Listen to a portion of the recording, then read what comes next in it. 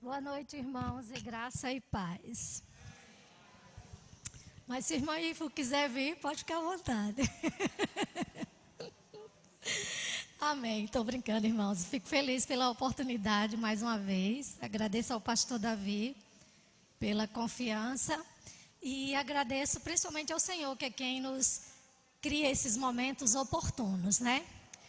Vamos abrir as escrituras no Evangelho de João, capítulo 15. Pode se colocar de pé também. Deixa eu ajeitar aqui o meu material. Esses dias a gente tem ministrado no Evangelho de João, né? Deus tem nos conduzido a isso, desde terça-feira. Tem sido só o Evangelho de João, glória a Deus por isso. Capítulo 15, nós vamos ler do versículo 1 ao versículo 10. Todos acharam? Diz assim a palavra do Senhor: Eu sou a videira verdadeira e o meu pai é o lavrador. Toda vara que em mim não dá fruto, atira, limpa toda aquela que dá fruto, para que dê mais fruto. Vós já estáis limpos pela palavra que vos tenho falado. Estai em mim e eu em vós. Como a vara de si mesma não pode dar fruto, se não estiver na videira, assim também vós, sem mim nada podeis fazer. Eu sou a videira, vós as varas. Quem está em mim e eu nele, esse dá muito fruto, porque sem mim nada podeis fazer. Se alguém não estiver em mim, será lançado fora, como a vara, e secará. E os colhem e lançam no fogo e ardem. Se vós estiverdes em mim, as minhas palavras estiverdes em vós, pedireis tudo o que quiserdes e vos será feito. Nisso é glorificado meu Pai, que deis muito fruto, assim sereis meus discípulos. Como o Pai me amou, também eu vos amei a vós, permanecei no meu amor. Se guardardes os meus mandamentos, permanecereis no meu amor, do mesmo modo que eu tenho guardado os mandamentos de meu Pai e permaneço no seu amor. Quero te convidar a orar comigo, para que o Senhor nos ajude, nos ilumine e fale profundamente ao nosso coração. A palavra de Deus nessa noite, ela vai ser endereçada a cada um daqueles que estão ouvindo. Porque às vezes a gente tem mania de jogar para o outro, né? Então, coloque seu coração diante de Deus, faça essa oração como alguém receptivo à palavra de Deus nesse momento. Peça a Deus para lhe tratar por meio da palavra, para falar o seu coração e para moldar a sua vida por meio das Sagradas Escrituras. Pai, em nome de Jesus, nós te agradecemos por essa oportunidade, por esse momento, por todos os louvores que exaltaram ao teu nome. Ó Senhor, como é bom render louvores ao teu nome, como é bom colocar Cristo no centro da adoração e saber que Ele é digno e poder reconhecer essa verdade, ó Deus. Isso acontece porque foi o Senhor que tomou a iniciativa de se manifestar a nós e de nos alcançar pelo poder do Evangelho. Muito obrigada, Senhor. E nesse momento de adoração temos também a oportunidade de te adorar, ouvindo a tua voz por intermédio da tua palavra. Então fale aos nossos corações, Senhor. Seja conosco, trata conosco, Senhor Deus. Confronta-nos, chega, ó Deus, nas áreas que nós mais precisamos. Molda, Senhor Deus, o nosso caráter para que possamos espelhar, refletir a Tua glória nesse mundo, nesses últimos dias, como discípulos, ó Deus, que carregam essa identidade. É no nome de Jesus por quem nós pedimos e agradecemos. Amém, irmãos, podem assentar-se. Eu sei que a Igreja de Cristo está fazendo 31 anos, 51 anos, né? Aqui em Apodi. 51 anos. E eu quero, nesse momento, eu acredito que já estamos em semana comemorativa, né? Já estamos em comemoração. Eu quero deixar os meus parabéns a isso. E a minha palavra também nessa noite, acreditando que Deus me deu esse direcionamento, será em relação à igreja. Porque eu tenho me perguntado, e eu não sei se você tem feito essa pergunta, mas nos dias de hoje, o que é a igreja? Quem é de fato a igreja? É claro que individualmente nós não somos a igreja. Nós somos membros do corpo de Cristo. Nós somos membros da igreja. Então nós somos a igreja no todo, como corpo. Mas a minha grande pergunta às vezes é: o que identifica essa igreja? O que de fato se coloca como identidade para a gente reconhecer um discípulo de Cristo hoje? Nesse mundo que nós vivemos, nessa reviravolta que nós estamos enfrentando. Hoje é muito notório e é muito fácil alguém assumir uma identidade cristã e dizer que é cristão, mas a sua vida não corresponder a isso. A sua vida não falar nada sobre isso. E eu acho que essa é uma pergunta que a gente deve fazer não só para identificar o outro, mas a gente precisa se perguntar sobre si mesmo. O que eu sou como discípulo de Cristo?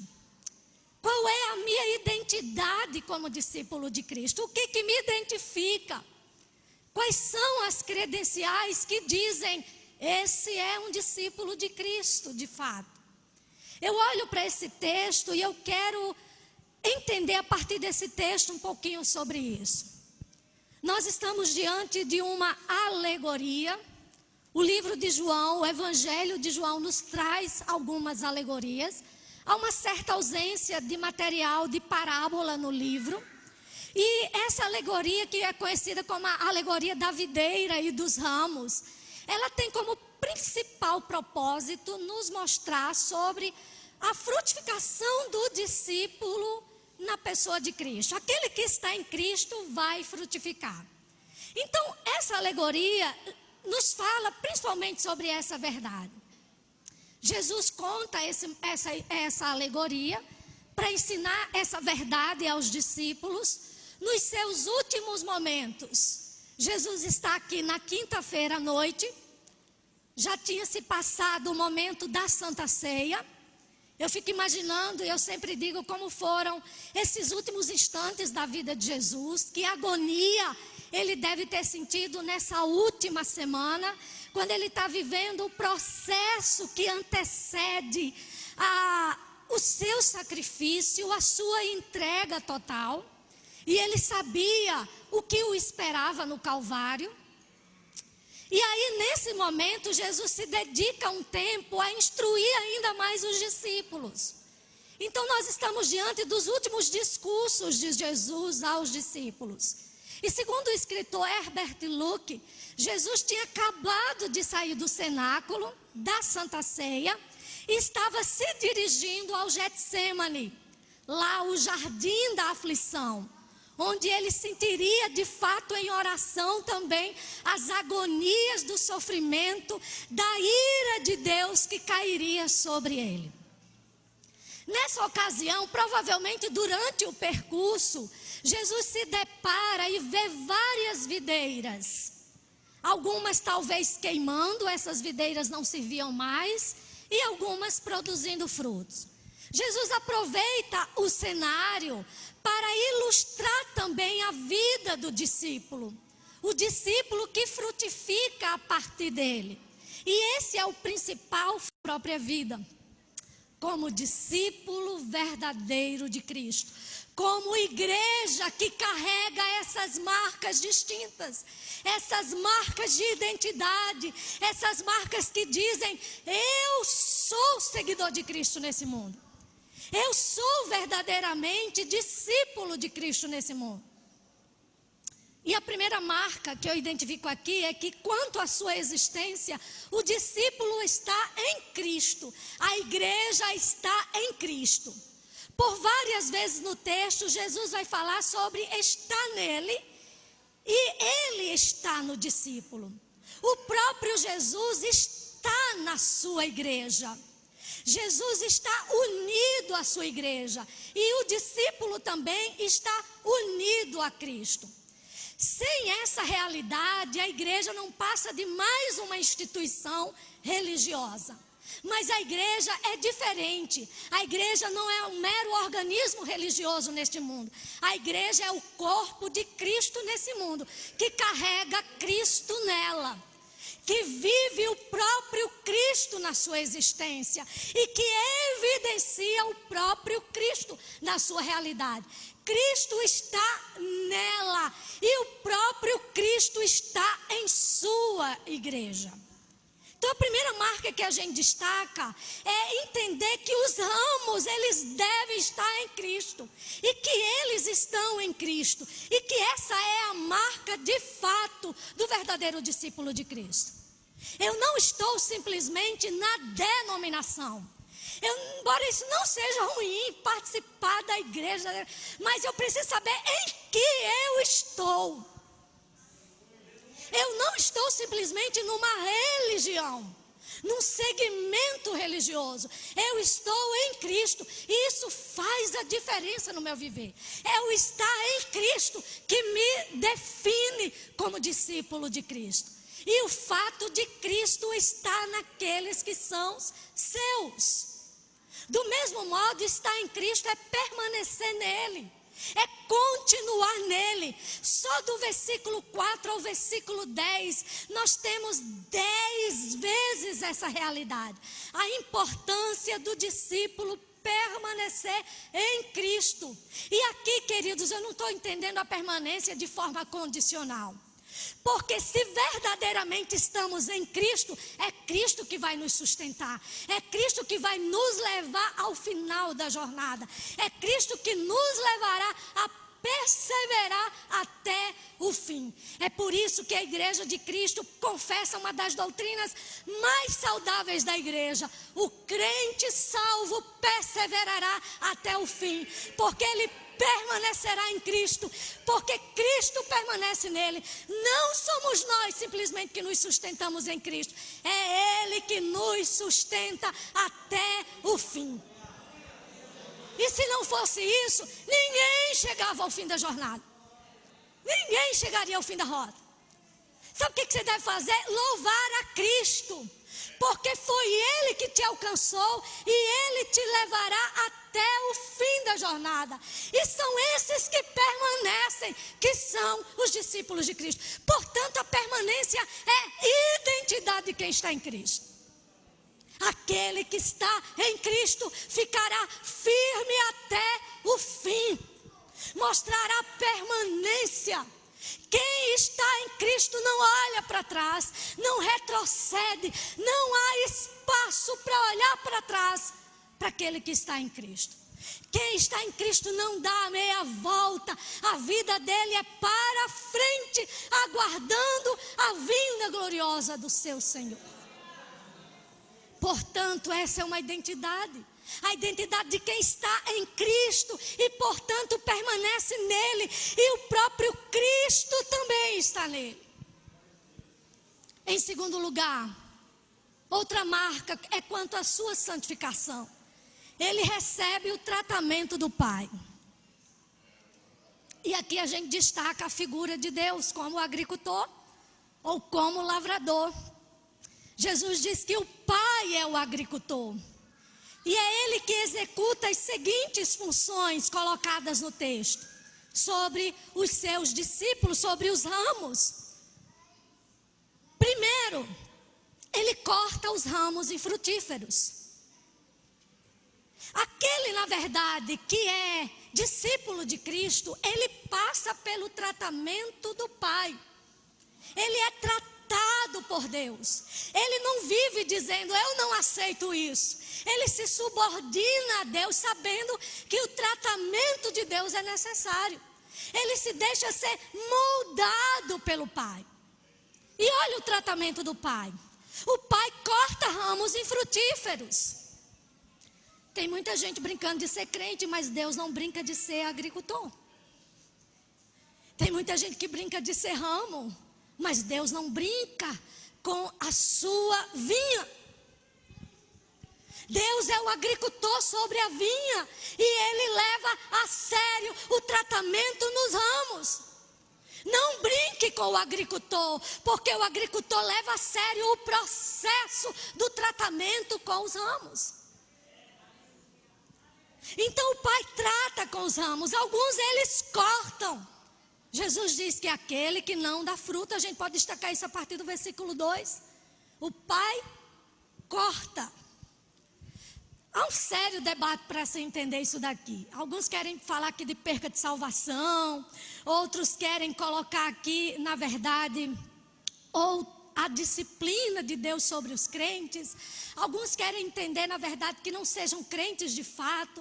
Eu particularmente entendo muito mais a disciplina no estado presente. Você sabe que Deus disciplina o seu povo. Deus disciplina o desobediente. Deus disciplina os seus. E Deus trata disciplinando. Paulo disse lá em Coríntios que por causa de displicência na ceia do Senhor, já tinha muitos que dormiam. O Pai já tinha cortado muitos. Deus ainda continua cortando. E eu entendo isso muito mais no processo da existência presente, que o Pai também corta. O Pai continua disciplinando. O Pai disciplina aqueles que são improdutivos. Mas aqueles que produzem, o Pai poda.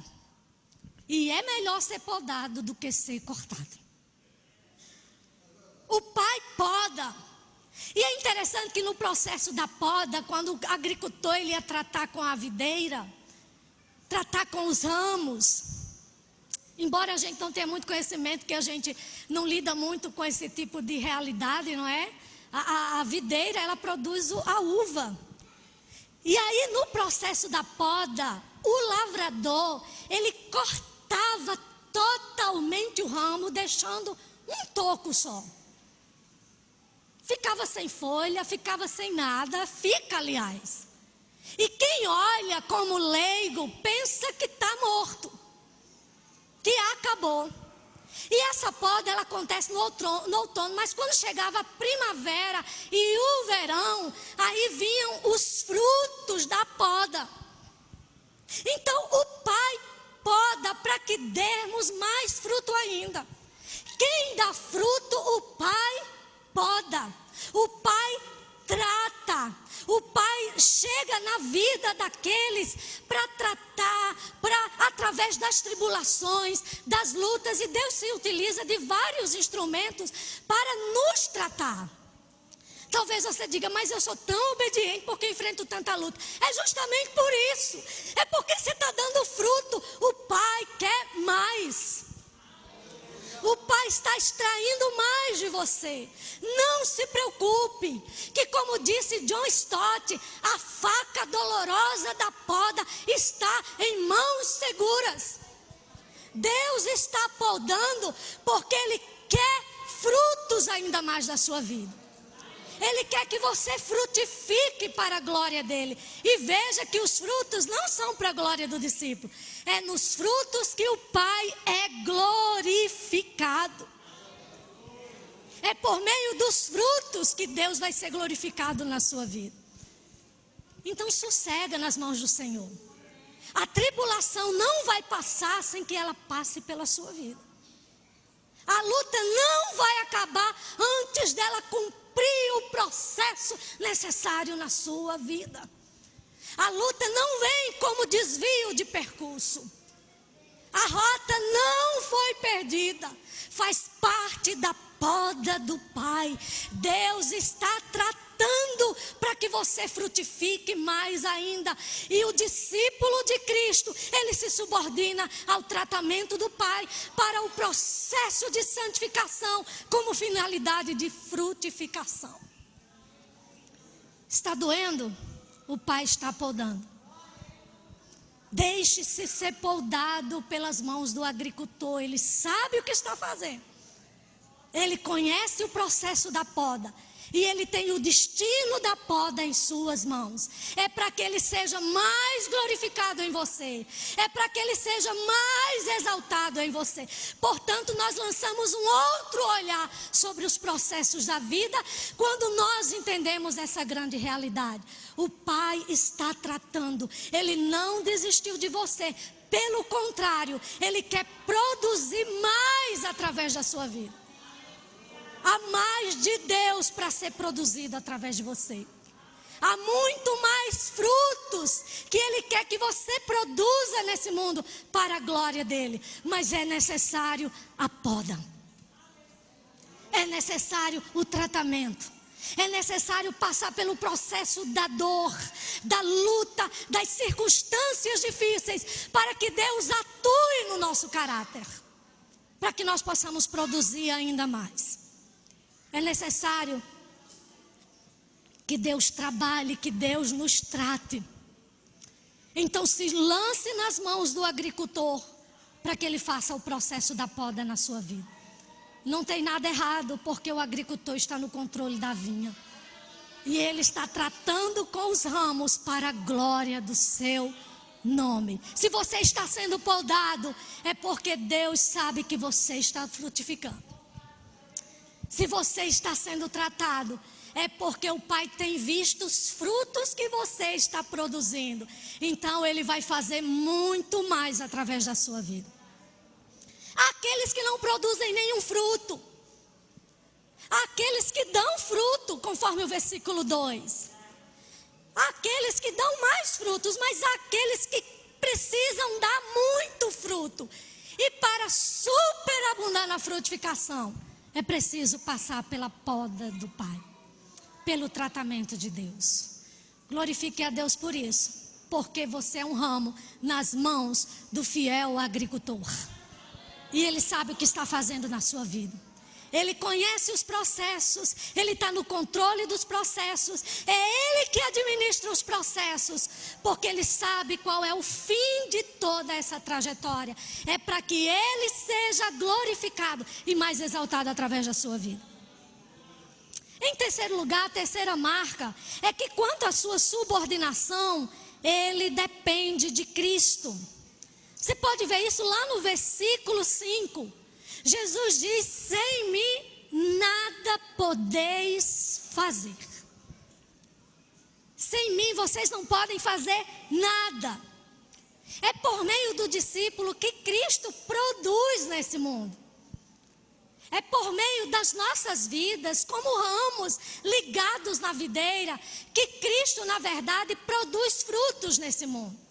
Nós somos os representantes de Cristo nesse mundo, para frutificar estando nas mãos dEle. E para isso dependemos absolutamente dEle. Precisamos ter a consciência da dependência como discípulos de Cristo. Isso é uma identidade sobre nós, porque o discípulo, ele não se sente autossuficiente. Ele sabe que para tudo, na verdade, precisou de Cristo. Para a sua salvação, ele precisou de Cristo. Para a sua santificação, ele precisa de Cristo. E para frutificar neste mundo, ele precisa de Cristo. Ele não faz nada sozinho. Portanto, o mérito não é do discípulo. A glória não é do ramo, é da videira. Nós somos apenas ramos. É a videira que age por meio de nós. Não se sinta mais do que ramo. Você sabe que com essa verdade, com a certeza de que é Cristo que age através de nós, que sem Ele nada podemos fazer, que somos subordinados inteiramente a Ele, que nós sabemos também o que não somos. Nós não passamos de ramo. Tem gente querendo se sentir mais do que ramo. Você é apenas ramo. Não exalte homem, porque homem é apenas ramo nas mãos da videira. E se ele está frutificando, glória a Deus, é porque é um ramo obediente à videira. É porque é um ramo que submeteu-se aos processos de Deus. Então a glória não é para o ramo, é para a videira. Tenha cuidado para não estar exaltando ramos, para não estar fazendo estrelismo sobre ramos. Todos nós somos apenas ramos que dependemos da videira. Há muito estrelato hoje. Há muita gente querendo se sentir mais do que ramo. Há muita gente querendo fazer do outro, na verdade, o seu serviçal. Eu vejo determinados cantores, determinados pregadores com tantas exigências. E às vezes nós bancamos esse estrelismo. Nós bancamos isso como se isso fosse vantajoso. Isso é inadmissível, não passamos de ramos nas mãos da videira. Tudo é por Ele, para a glória dEle. Se você faz alguma coisa nesse mundo, é por causa dEle. Se você se desliga da videira, você é apenas um ramo seco. Portanto, você só produz porque está na videira verdadeira. Tire você da videira e você é apenas um ramo seco que vai morrer. O que é a diferença? Não é o ramo, é a videira. Porque é dela que nós recebemos a seiva. Que a seiva passa para os ramos e passa para os raminhos e aí produz fruto. Por isso, sem a videira, o ramo não faz nada. Por isso, o olhar não está sobre o ramo, mas sobre a videira. O discípulo é identificado pela sua subordinação, a sua realidade de vida dependente da videira. Sem mim nada podeis fazer. Você entende o que é isso? Isso significa que não há glória para você, só há glória para Cristo. Isso significa que você não é a estrela. Pare de mimimi, porque não me deu a oportunidade. Glorifique a Cristo, porque é Ele que é a estrela. É Ele que é o sol nascente, a brilhante estrela da manhã. É Ele que é o Senhor de todas as coisas. Se vier a oportunidade para louvar, Cristo seja glorificado. Se não, que Cristo seja glorificado. Você glorifica Cristo quando você entende quem você é e quem é Cristo. Você é ramo que depende da videira. E sem a videira, você é galho seco para queimar e morrer. Sem a videira, você não é nada. Portanto, é a videira que tem o destaque. É dele que recebemos a seiva. É por ele que somos sustentados. É por causa dele que produzimos nesse mundo. E a glória então volta-se para ele totalmente. E por último, outra marca é quanto à sua firmeza. Ele está estabilizado nas palavras de Cristo. A gente pode destacar isso no versículo 7. Aquele que permanece. Se vós estiverdes em mim, as minhas palavras estiverdes em vós, pedireis tudo o que quiseres e vos será feito. O verdadeiro discípulo de Cristo, a igreja do Senhor, ela está firme nas Escrituras, na palavra de Cristo, nas sagradas Escrituras, na revelação de Deus. Ela não se detém em qualquer coisa, porque ela averigua as Escrituras. Ela não se deixa enganar por qualquer realidade que chega a ela, porque ela está presa e subordinada ao que diz a palavra de Deus. Ela vai verificar se isso é conteúdo das Escrituras, se passa pelo critério e pelo crivo das Escrituras. O verdadeiro discípulo, ele está na palavra, ele permanece na palavra e a palavra permanece nele. Veja que Jesus disse: as minhas palavras estiverem em vós.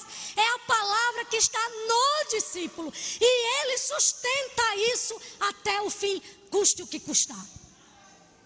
E eu costumo dizer, irmãos, que talvez nesse momento de dias finais, nós sabemos que Jesus já inaugurou o fim, mas nós estamos já no fim do fim, né? Pelo menos eu creio assim, eu posso estar errada, mas eu creio assim, pelas Sagradas Escrituras. E toda geração esperou a volta de Cristo.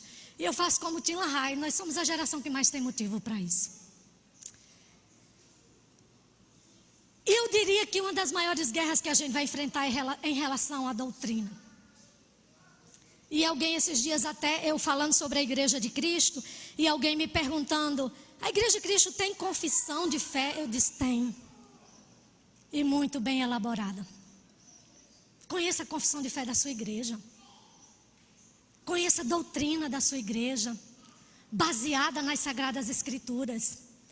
Homens foram perseguidos para defender a doutrina da justificação eterna. E você talvez nem sabe disso, não é? E eu falando para esse meu aluno de Manuel Gino, ele disse assim, então ele foi um Lutero da vida, né? Eu disse, foi mais ou menos isso. Dos nossos primeiros, os nossos desbravadores, que não se rebelaram porque queriam cargos na igreja, e nem se rebelaram contra ninguém, apenas sustentaram a doutrina das Sagradas Escrituras, a doutrina da justificação. E às vezes eu gosto de me debruçar na história da Igreja de Cristo, porque eu fico pensando numa época onde não se tinha tanto acesso ao conhecimento, não é? Não se tinha tantos materiais produzidos no Brasil, tanta coisa traduzida. E a pessoa se depara com as Escrituras e entende a doutrina ali, a doutrina saudável, a doutrina da perseverança dos santos, da salvação eterna, da justificação tão somente pela obra de Jesus Cristo. E eu fico pensando, se isso não é obra de Deus, não temos como não nos render a isso.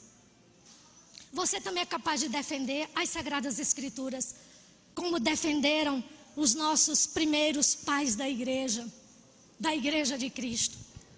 Você conhece a doutrina bíblica, conhece a doutrina das Escrituras.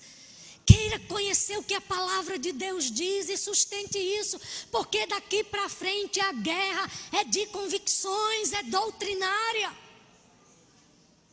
É muita gente ouvindo pregadores falsos na TV, sem nenhum discernimento de identificá-los como voz de Deus.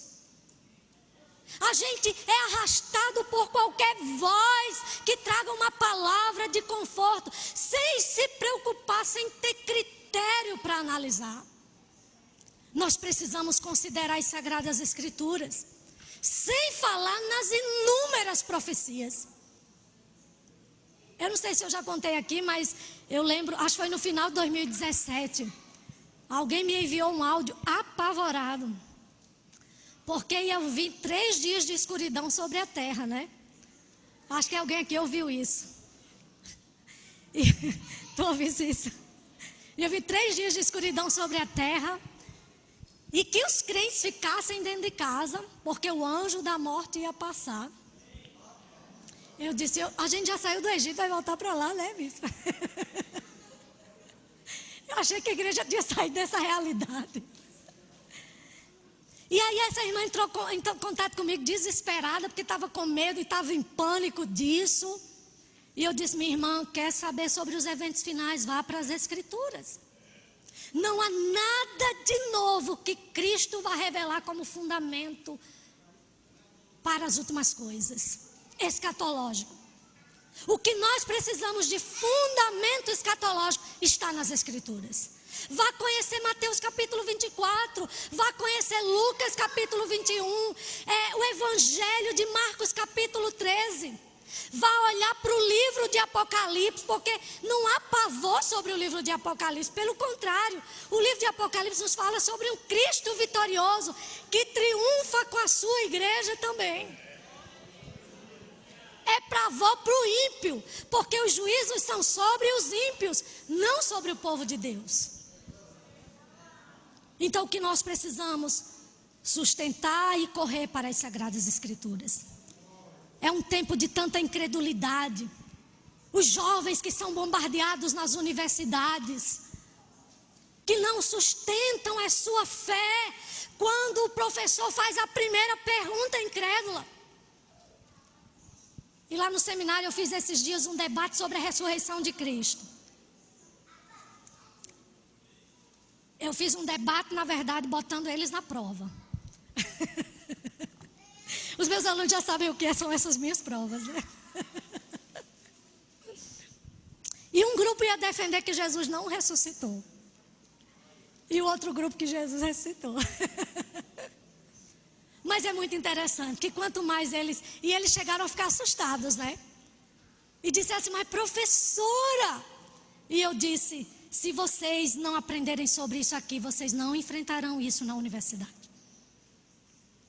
E aí eles se deparam com a evidência gloriosa de que o nosso Senhor ressuscitou. E que a palavra de Deus nos fala a plena verdade. Não pelas evidências históricas, mas a doutrina se une à história, mostrando que temos um Cristo vivo. E que, portanto, podemos nos sustentar na veracidade do pronunciamento das Sagradas Escrituras. Leia as Escrituras, sustente as Escrituras na sua vida. Ame as Escrituras mais do que qualquer coisa. Queira ouvir Deus através das Escrituras. Não, Deus não falou, acho que não teve revelação. Deus fala principalmente por meio das Escrituras. E até qualquer revelação, porque nós cremos na contemporaneidade dos dons, precisa passar pelo crivo analítico das Escrituras. Então é ela o nosso norte, é ela a nossa bússola, é ela o nosso critério e é ela a nossa sustentação. E o discípulo ele é identificado porque ele permanece nas palavras de Cristo e a sua palavra está nele. Que o Senhor nos abençoe. Será que é possível encontrar essa identidade em você? Que o Senhor nos ajude. Amém.